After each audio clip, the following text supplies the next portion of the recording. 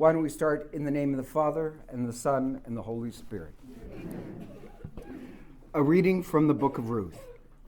In the days when the judges ruled, there was a famine in the land. So a man from Bethlehem, together with his wife and 2 sons, went to live for a while in the country of Moab. Amalek, the husband of Naomi, died, and she was left with her 2 sons. They married Moabite women, one Orpah and the other Ruth. When they had lived there about 10 years, both Mahlon and Chilion died. She and her daughter-in-laws then prepared to go back to Bethlehem, because the word had reached her that the Lord has given the people food. Naomi said to her daughters-in-law, "Go back, each of you, to your mother's house. May the Lord show you the same kindness as you have shown the dead and to me. May the Lord guide each of you to find a husband and a home in which you will be at rest."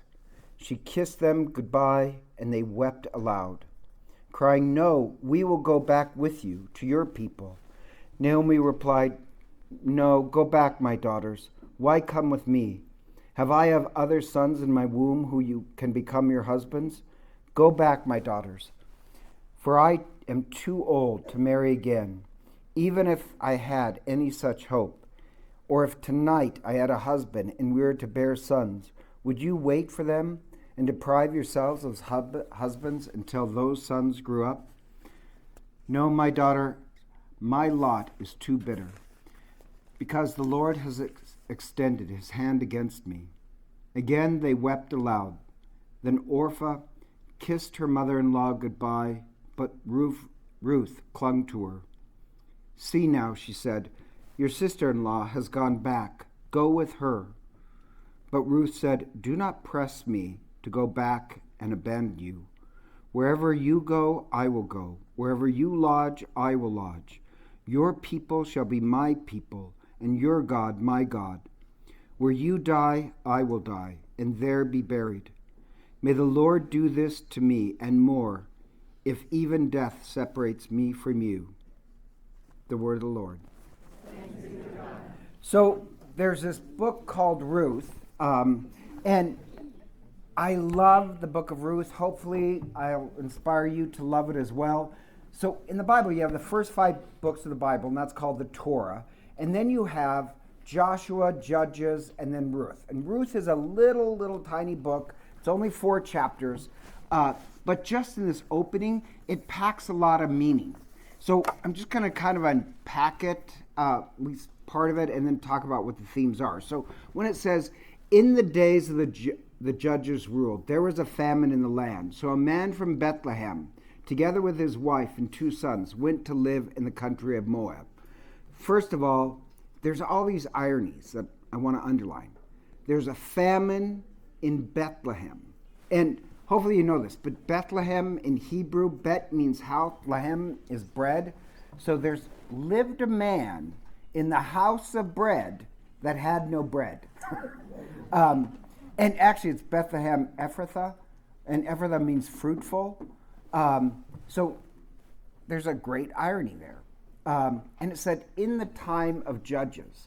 That's kind of a key time. The time of Judges. Actually, the book of Ruth was part of the Judges until later it was considered a separate book. And it was written much after the time of the Judges. And we obviously know this because if you read the book of Ruth, sometimes they'll explain in olden times there used to be they used to do this in the olden times. It's not going to be written until actually the book of Ruth won't be written until Solomon's time. But Ruth is important. She's David's great-grandmother. But I love how they say, back when, in olden times. So, there's this, it's a old history. Don't want to embarrass anybody, but Audrey. No, I will not embarrass her. But anyhow, she went to Jackson Hole with her grandson, Luke. And Luke, they're going to this bar. I think it's a bar. Could be wrong. Maybe a restaurant. But they had a telephone booth in it. And so Luke says, "What's that?" And they have to explain to him, well, one time there's telephone booths. And like, well, why didn't you just use your cell phone? So, there's been a couple years. So anyhow, the time of Judges is important because there's no king. And the time of Judges is actually this cycle of kind of violent attacks against the people. So there's no king. They come into the land, and there's 12 tribes, and a lot of people are kind of surprised at this. God never really wanted a king. God did not want a king. In fact, he warns them, don't get a king. You get a king, they'll put your young sons into being soldiers, they'll use your daughters, they'll steal from you, and they're like, yay, we want a king. And it's kind of sad because the prophet goes and tells God they want a king. And God says, I was supposed to be their king. But in the time of Judges, they don't have a king. So what happens is that these other people would sometimes attack. And remember, there's 12 tribes, each in their own region. And the time of Judges works like this. Of the 12 tribes, if somebody attacks this tribe, then all of us band together and defend them. And so there is this idea of commitment during the time of Judges. How are we going to make it through when other nations attack? We're going to have solidarity. We'll be committed to each other. So if somebody attacks that tribe, they're attacking all of us. We band together. And if one tribe didn't show up, then after the attack, we're coming after you. It's our solidarity that really matters. So you have this kind of when it says the time of Judges, immediately your mind would go back and kind of think, oh, they survived hardship through solidarity and commitment. The time of Judges means this time of their great heroes of commitment. And so it was commitment and courage that made them survive. Now, here's the real truth. The hero, the example of courage and commitment, strangely enough, in the time of Judges, is not some strong military leader. The patron saint of courage and commitment is Ruth, a woman. And so what the judges were, they weren't like professional judges. It means a leader. So during a time of crisis, somebody in our rank, God will rise up somebody and they'll lead the people just through a crisis. And oddly enough, they're military leaders. Judges are military leaders. And oddly enough, there's 2 of them that are women. But so you'd think it'd be a military leader who's an example of courage and commitment. But no, it's really Ruth. She's the patron saint. So she's a patron saint. And I just think it's just such a weird twist that the example of courage and commitment turns out to be a woman. And so there's a cycle of crisis. And you cry out, and then you're in misery, and then God comes or people come together and survive. So then there's this good, and it's like you can relax, but then things get messed up again. And when people cry out against some attack, some justice will arise. I mentioned just the word cry because that's a biblical theme. In Hebrew, sa'ak, God always hears the sa'ak, the cry of those in pain. And a judge, when somebody is attacked, they can hear the sa'ak, the pain of other people. And they go to the land of Moab. Now, that's kind of important. So back to the story. There's a famine, and they don't have any bread in the house of bread. So this family decides to travel to Moab. The Moabs were the enemies of the Israelites. The Moabs were kind of evil neighbors. They practiced child sacrifice, which would have been disgusting to the Hebrew. So Moab, they believe, descended from Lot due to incest with his daughter. So the Jews considered them kind of a perverse people. And at this time, Judaism is passed down actually on the father's side. It's about 1000 AD when the Jews switch. And what makes you Jewish is actually being descended through the mother, because you usually know who your mother is. But at this time, at least I do. I don't know, I have some questions.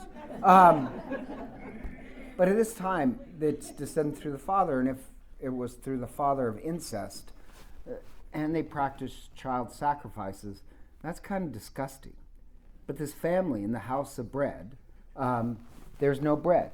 So they're forced to leave home. Essentially, they move from Bethlehem into exile to a place they didn't want to go because they're looking for food. And have you ever had one of those experiences where, I've had a lot, where you're in trouble and you need help and you have to reach out to somebody who you really don't like? That's what they're forced in. This is the last person you want to call. You're desperate, so you have to call them. And it's just humiliating to go there. Or another example, I know this mother of the parish who she's going to be moving. She loves holy apostles. She loves her kid going to St. Ignatius. They're very happy, but her job switched. And now she has to move to Utah in a town that's 90% Mormon. And she knows her boy will not be accepted because he's going to be Catholic. But that's where they have to go. So the family's kind of in the same situation. They're forced to live kind of in this exile that they don't want to go. They're displaced right from the beginning. And in verse 2, it says the father's name is Emelech, which means God is my king. Now remember, at this time there is no king, so it means he takes his direction from God. And his wife is Naomi. Her name means pleasant or delightful. There's a little bit of irony there. They have two sons, Melon and Kilion. Now their names are important because the oldest one, his name is Sickness, and his brother's name is Come to an End, or Finally. Really not great names for your, they're kind of doomed. And Naomi's husband, he dies, and she's left with the two sons. 10 years later, they marry two people, Ruth and Orpah. And by the way, I just think this is funny. Orpah, her name, do you know who's named after her? Yeah. They name Oprah after Ophrah, but they misspelled the name, so it becomes Ophrah. But here's the shocking part. The two sons, they marry two Moabite women. They marry foreigners. Now, the Old Testament says that you're not allowed to marry outside your tribe. So this ancient story obviously supports mixed marriages. It contradicts this increasing regulation that's going to happen hundreds of years later by this priest Ezra. In the 6th century, he's going to absolutely forbid any Hebrew to marry foreigners. Foreigner women are always presented as temptresses and should be never be wed.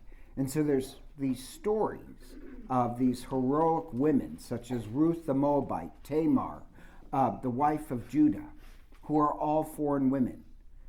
My point being is that you immediately have this contradiction. The Deuteronomic law says you should not give your daughter, their daughters to your son, nor take their daughters for you, for they will turn your sons away from me and serve other gods. And then later, Ezra the scribe, who was appointed by the Persians to lead the people back out of exile to Judea, he expands the law so that he forbids any mixed marriages. And I just think it's interesting because it has this contradiction. It's this, a lot of times you'll have more ancient stories that disobey biblical laws from later generations.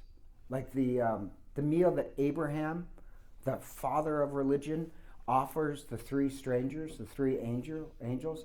that disobeys Deuteronomical law. He does things that he's not supposed to. And you can say, well, that's a contradiction. Does that make sense? But you have to take the contradictions, in context of what's going on. Ezra, they're already wiped out 10 of the tribes.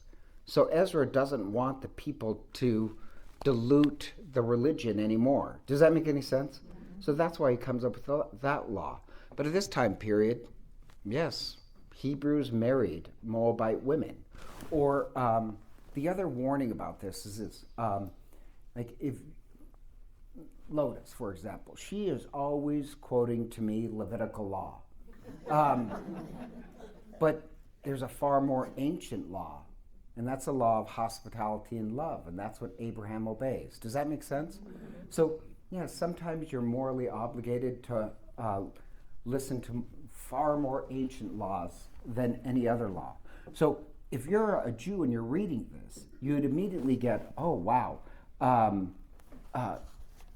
Right from the beginning, you know that there's this conflict, that they married non-Jewish women. The name Ruth, it's not a Hebrew name. So this sounds kind of strange.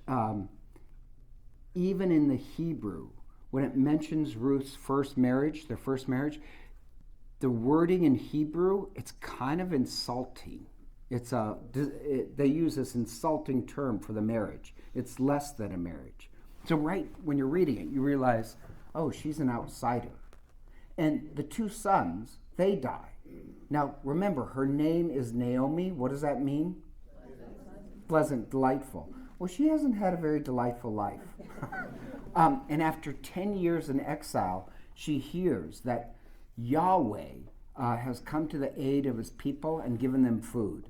So she's essentially in exile, and Yahweh has heard the cry of his people, and the famine has ended and there's food. So you can see this, anytime you have the word Yahweh, that's a covenant relationship name. God always comes to the aid of his people. So you can hear this Exodus revolutionary tone to that sentence. God has rescued his people again. But how does the rescue start? Kind of like a 12-step program, where it starts when you admit your powerlessness, that then, after you can admit that you have no other strength but God, then amazing things happen. When you come to the end of yourself and find yourself enslaved, you can't work by your own steam. And have you ever had one of those times where you realize you just tried to muscle your way through and sweat your way through, and then you hit the wall and you crash and you're face down on the bathroom floor again? And then, no, seriously, and then you cry out and you realize God's going to be my strength. That's a very ancient story, but it's happened again. So it is, you have this repeated themes of commitment and courage, and what your real strength is God. So you have Naomi in exile, but she hears this old familiar story. And when we're at our worst, that's when God comes to our aid. When we're at our worst, that's when commitment kicks in. And so you have these daughter-in-laws. And these daughter-in-laws that are with Naomi, their connection is broken. With the sons dying, their connection is gone. So Naomi and her daughter-in-laws prepared to return home to Bethlehem. What's interesting about that is that it's Naomi's home. It's not Ruth and the daughter-in-law's home. They're prepared to go back to Bethlehem with Naomi, even though they have no obligation to her. They're just daughter-in-laws, but she calls them daughters. Bethlehem would be foreign land to them. So Naomi says to her two daughter-in-laws, go back, each of you, to your mother's house. Why does it say to your mother's house? I know it's a small thing, but I love to explain these things. Why does it say mother's house? It's a way of saying go back and get married again. It's at your mother's house where a bride leaves to get married. in the father's house to her new husband. So mother's house and father's house, that's wedding language. If you don't know what I mean, I'm just going to explain this. Most of you guys know. You know when Jesus says, well, the whole Passover, the whole death and resurrection of Christ is a wedding. They had this ancient wedding practice where, let's say, I'm going to marry you. I would leave my father's house. First thing I'd do is offer you a glass of wine. I should do it. Lori should drink it. Carol's not going to marry you. I'll marry you. Okay. I was going No to reach offense, for it. but really. How she got married to Pete is that he had an extra glass of wine. She drinks it. Then our fathers discuss what makes for a good marriage.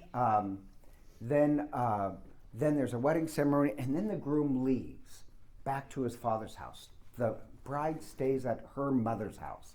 I know it's a father and mother's house.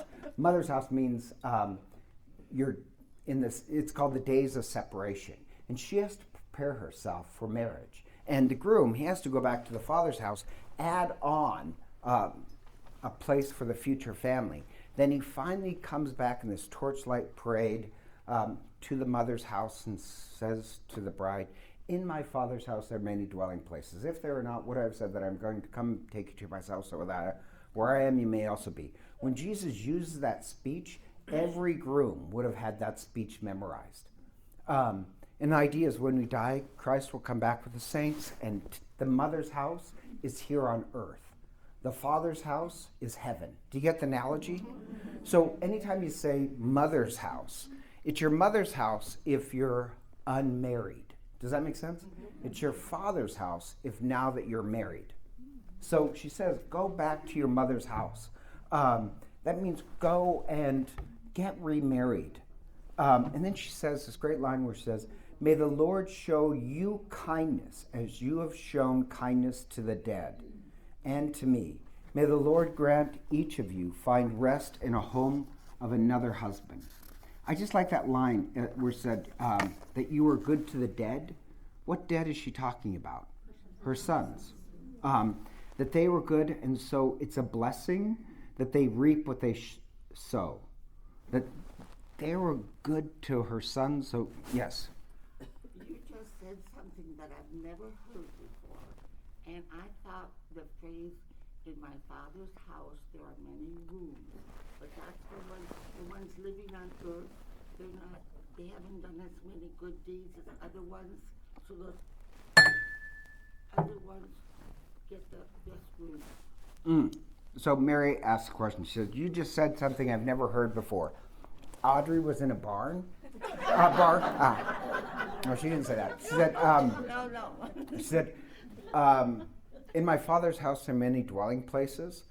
When he says that, there's two images. That's a temple image and a marriage image. To explain the marriage image, it's not, the English says there are many mansions. That's actually not what the Hebrew says, or the Greek says. Dwelling places would be like, it's more like, what would you say, like a condo? All of us would live in one building, but we have our own rooms. It became misinterpreted that, well, if you're a really good person, I get a bigger house than you. That was a later misinterpretation. That's not really part of what it says. So the idea of many mansions, many rooms, doesn't mean that, well, you get a bigger room. Closer to God. Yeah, that's not really in the images that we'd all, in heaven, we're all one family. So. Okay, thank you. No problem. And then, I love the fact that she says this, because this is I'm always impressed with parents who pray that their children marry good people. I just like that. So she blesses them for being good spouses to her children. And she's essentially saying, hey, I have nothing more for you. My sons are dead. So our bond is done. If you go, it's sort of like this legal situation today. There's nothing between us. Your commitment to me was with my sons. You owe me nothing. And I love this passionate thing where they all kiss and say goodbye, and they cry aloud, and they say, we'll come with you. But Naomi says, no, return to your homes. Why would you come with me? My life is cursed. And then she says a strange thing that we wouldn't probably pick up, where she says, I have no more sons to make your husbands. And even if I got married today and got pregnant, would you really wait? And for us, we'd be like, what is he talking about? There's this very Jewish idea that if you're a widow without any children, then, and this sounds kind of strange to us, but if you're a widow without any children, then the brother marries you and gives you children, and then the son who died, the brother that died, his life lives on. So it wouldn't be, it would be the son of the first. Does that? So if you're a widow with no children, that's how they handle it. So she says, well, I have no more sons. Even if I got married today, it'd be too late, even if you could. Go find new husbands. I can't carry on the line. That idea, I'm just going to mention it now, but later it's going to be very important, because it's going to be this concept of the goel. It's really the central concept that's going on in the book of Ruth. But it's meant, by the way, to be this very, ancient, funny. You're supposed to kind of laugh, like, yeah, that'd be crazy, an old woman having children again. And then notice how noble both daughters are. Both daughter-in-laws are incredibly. They said that they would return to Israel, where they'd have no rights and be vulnerable, just out of love of Naomi. But Naomi releases them from any obligation. If they went back with her, all it would be is suffering and hardship. She doesn't want them to return to Israel. So it says they cried aloud, and Orpah kissed her mother-in-law and says goodbye. Orpah in, it's not Hebrew, but what it means is submitted. She folded. Does that make sense? Now, Orpah, she loved Naomi. You can see it emotionally when they cry twice, they kiss. She makes this commitment she doesn't make a commitment. She says she's willing to go back, but then she submitted, she folded. But Ruth sticks with her commitments. Now, think what the storyteller is doing here. It's almost like Orpah is the practical one. She's kind of like, this bitter old woman doesn't want me to go back to the land that I've never lived in with her. Our connection is broken. Our husbands are dead. Orpah, in one sense, she loves Naomi, but she is the very practical, realistic, pragmatic one. Naomi and her daughter-in-law clearly loved each other, and I love the fact that Orpah and Ruth have great emotions for each other. But it's Ruth who shows what courage really looks like. And faith is more than this declaration of feelings. Faith is courage and commitment. Feelings of love is not the same thing as commitment to love. Do you get the point? Okay, so that was a weak yes. Like a lot of people can have very strong emotions, but very strong emotions is not commitment. Orpah has very strong emotions towards Naomi and loves her, but that doesn't mean she has the courage to see out her commitments. Ruth, is the example of courage and commitment. And so I kind of joke that the opening of the Gospel of John doesn't say, God so loved the world that he felt bad for us. It says, God so loved the world that he sacrificed for us. Ruth just doesn't say, I love you. Ruth is committed, and nothing but death will separate us. I mean, that's such a great line. It's making a statement of commitment over feelings. Many parts of modern Christianity puts believes that feelings are enough. They really do. Like, all that matters is that you say you love Jesus. It's practical, but it's not courageous. Catholics and Jews, Jewish theology, believes that commitments are more important than feelings. That's what's going on here. Or like my marriage advice, and I've never been married, is, all I know is from an outside observer. But don't marry just because of your feelings. Does the other person have any skills of commitment? Because marriage is this test of commitment and courage in a way. And like I see all these Hollywood films where two people meet and they're just overwhelmed with emotion, so they're going to get married. Even though clearly in the movie, none of them has any skills of courage or commitment. And all that matters is that you have emotions. Does that make sense? That's what's going on here. Ruth just doesn't say that she loves her.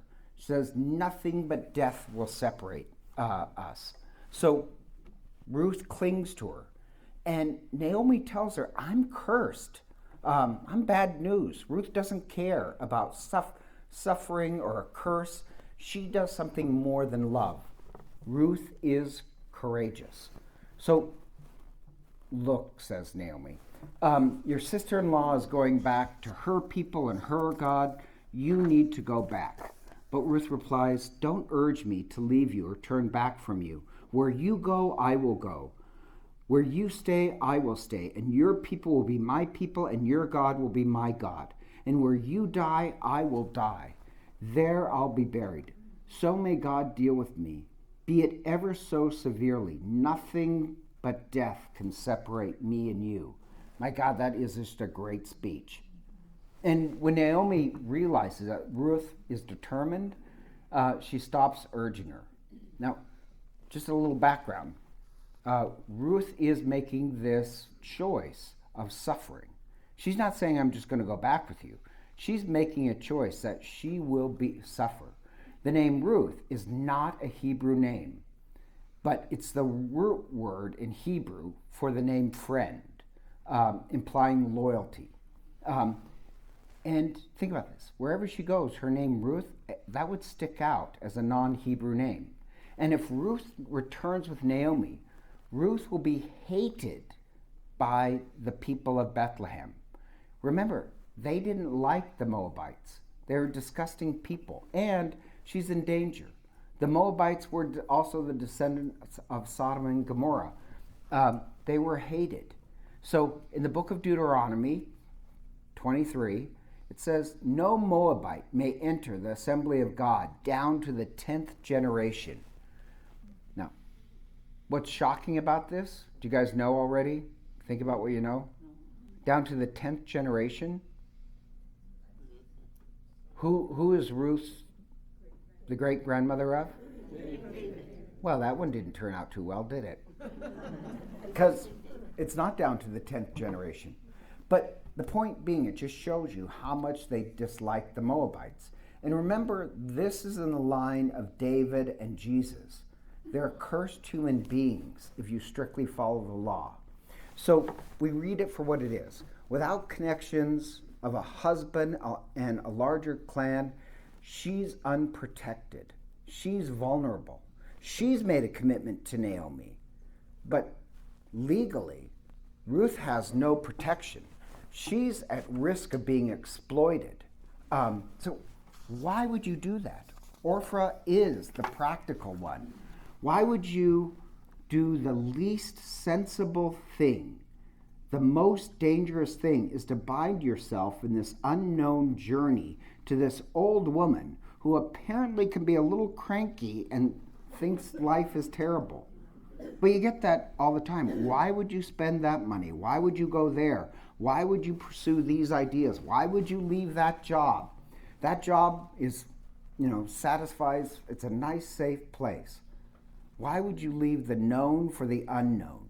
And in some ways, this storyline is a storyline of everybody who's ever gone through kind of some hero's journey.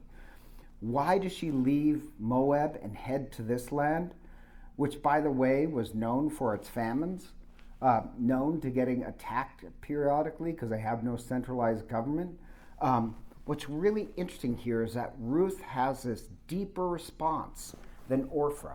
She would rather follow this woman and leave home and head to the unknown, which is obviously deeply countercultural. It's not logical.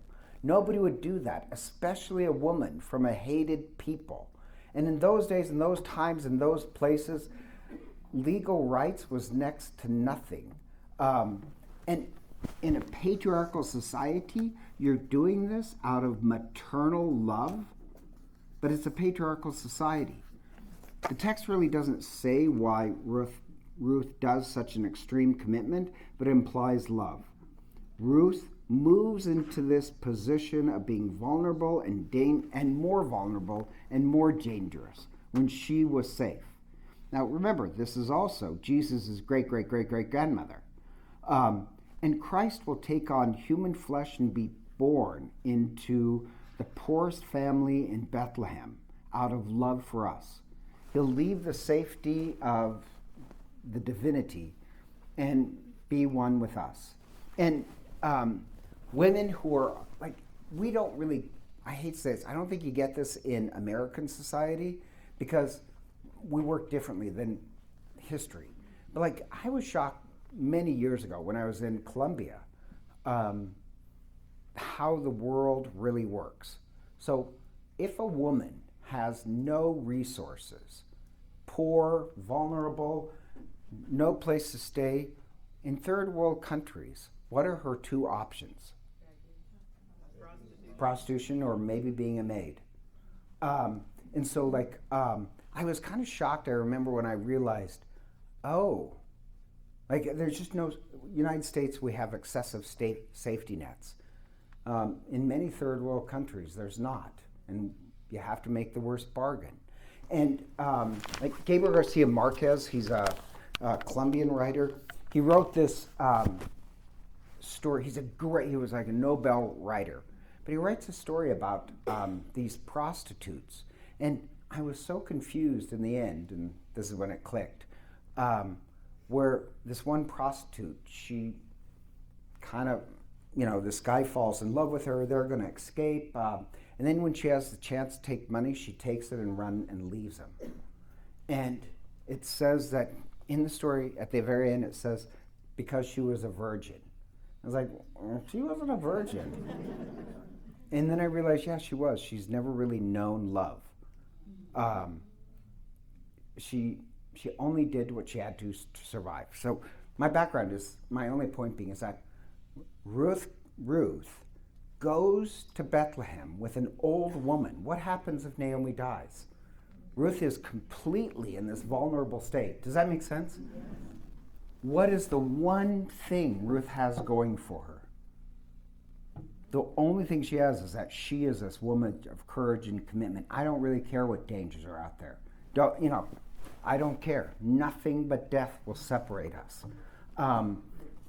She's the patron saint of courage and commitment. Whatever the dangers is, I'll face them. Where you go, I will go.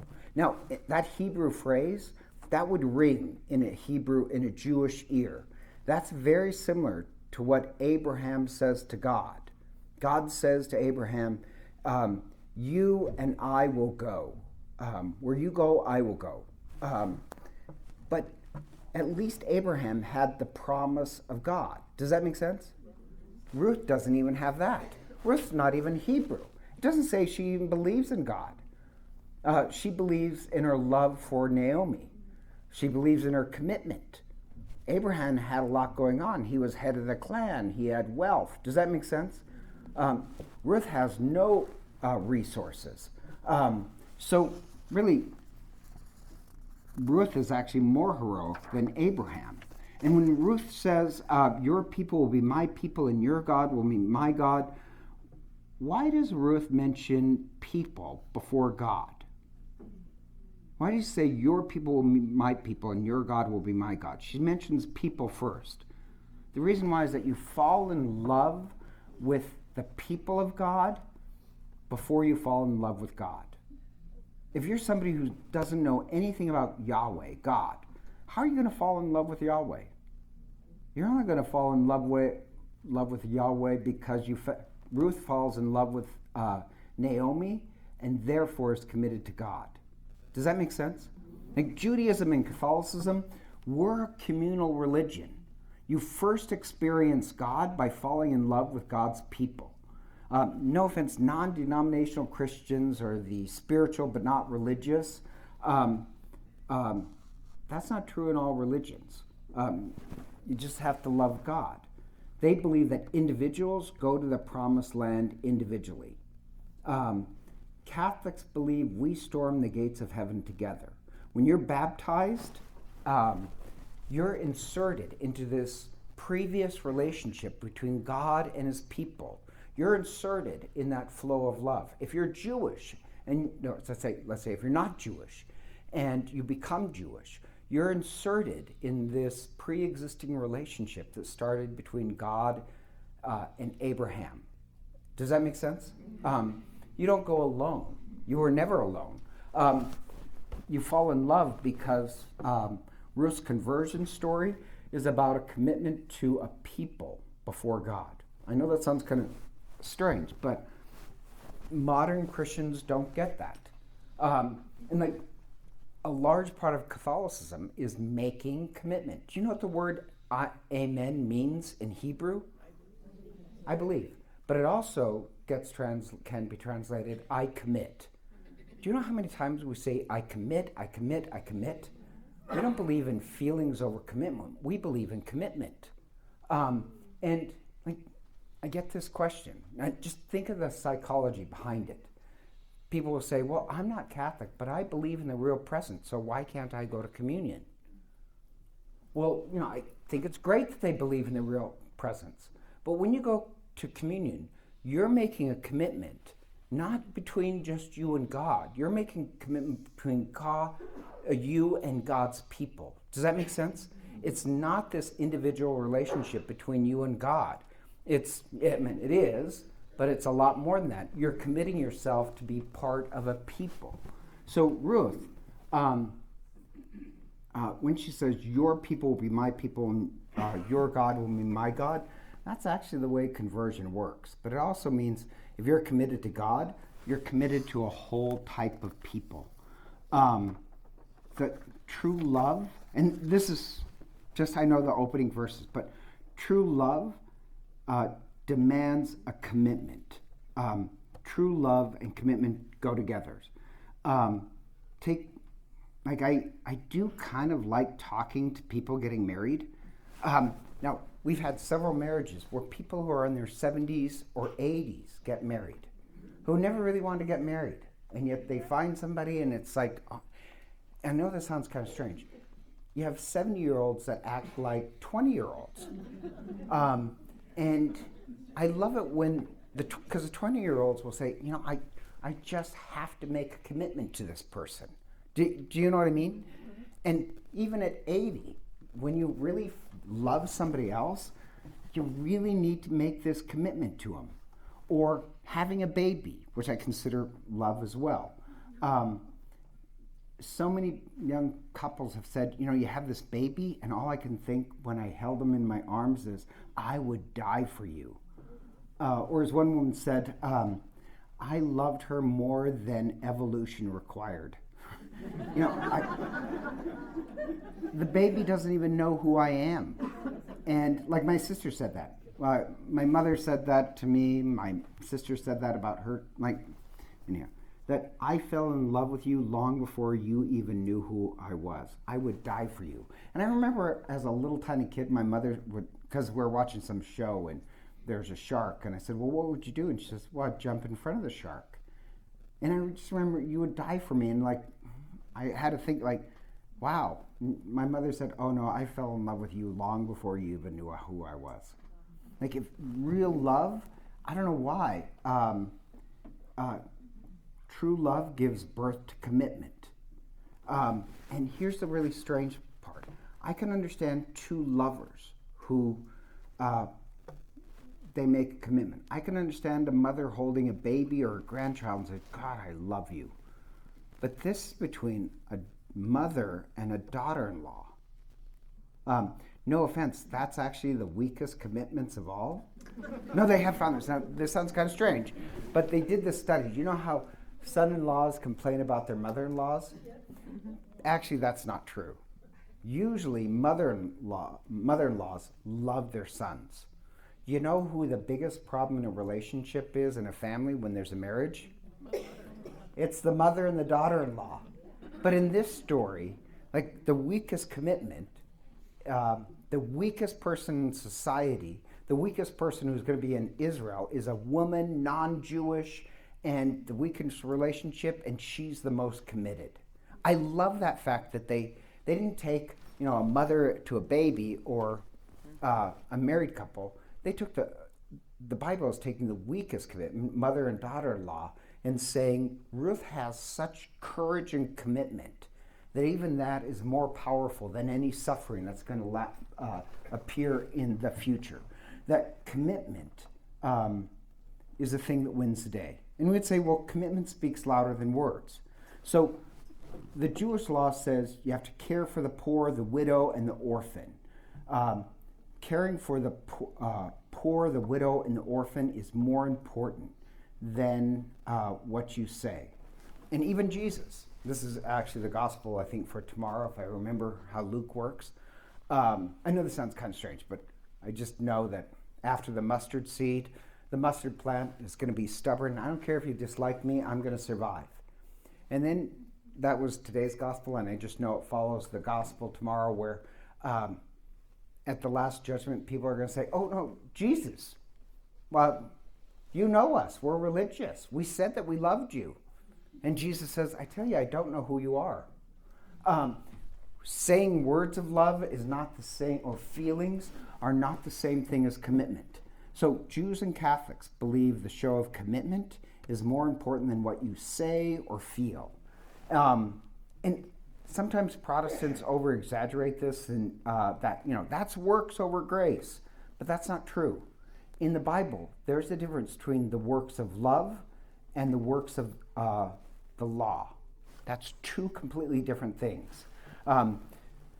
Sometimes anytime you hear work, when they say, oh no, that's works, we believe in grace. I just always feel that's an excuse to get out of the works of love. You're committed. If you love God, you're committed to the works of love. You're really not committed to the works of the law. You're committed to the works of love. And so you have this idea in Judaism and Catholicism of commitment and covenant. Covenants are commitments. Sacraments are commitments. We say I am, which means I commit. And once the heart falls in love, the soul feels a powerful urge to make commitment. Commitments are connected with love. So once love strikes, there's this urge to say, I will always love you. That's because the very essence of love is dedication and commitment. So this writer wrote this, and I just think this is brilliant. A man who says, I love you now, but how long it will last, I cannot tell you, doesn't truly love. He doesn't even suspect the very nature of love. Faithfulness is so essentially one with love, that everyone, at least as long as he loves, must consider his devotion an undying devotion. This holds true for every love, for parental and filial love, for friendship, for spousal love. The deeper a love, the more pervaded by fidelity. A commitment is a promise made from love. A commitment promises something without expecting anything in return, just sheer out of loveliness. A commitment means I don't care if you're cursed or if you're going to suffer. I'm going to go there with you.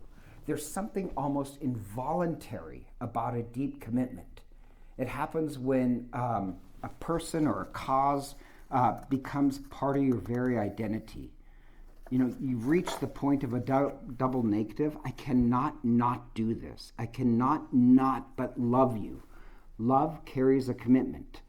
And somewhere along, you define yourself by your commitments.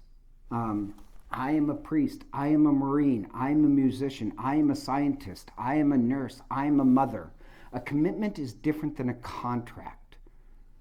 We believe sacraments are covenants.